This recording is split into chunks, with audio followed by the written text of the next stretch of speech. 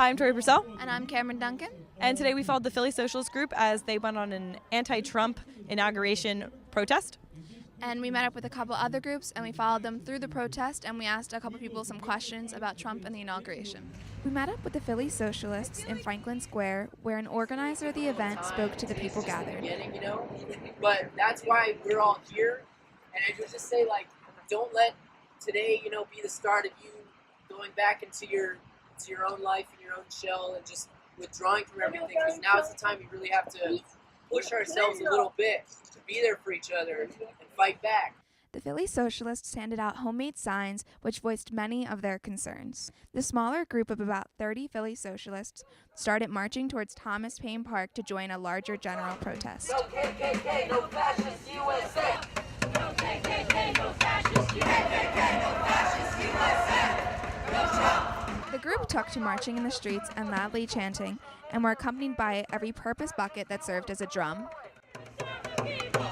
Fascist is illegal! We are here to serve the people! Here to stay! Fascist, you will go away! USA!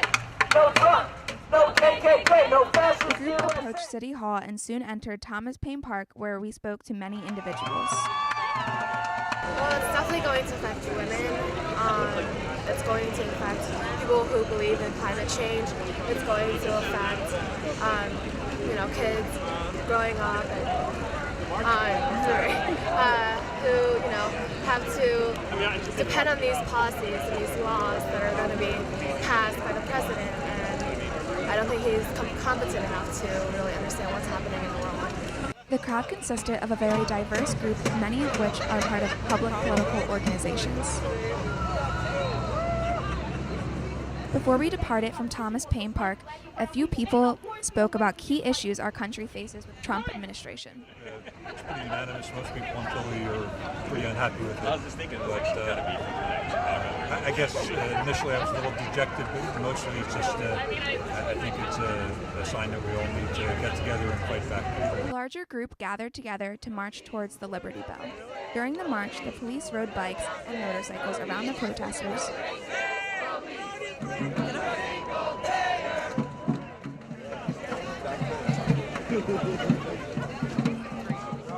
This is a system that is rooted and founded in racist, capitalistic ideology.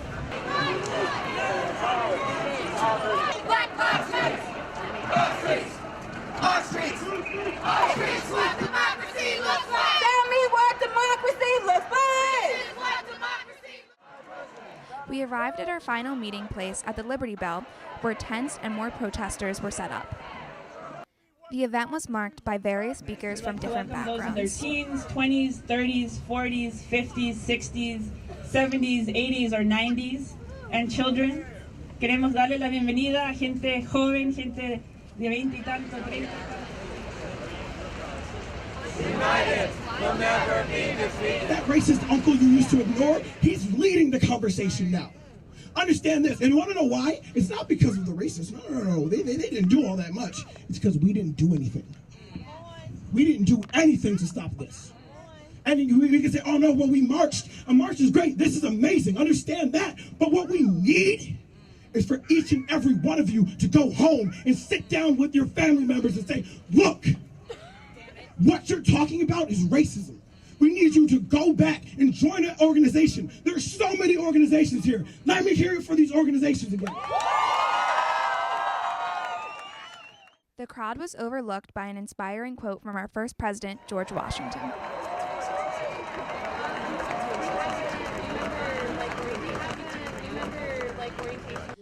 Today we walked through the streets of central Philadelphia with many local organizations, and we learned a lot about the issues at hand.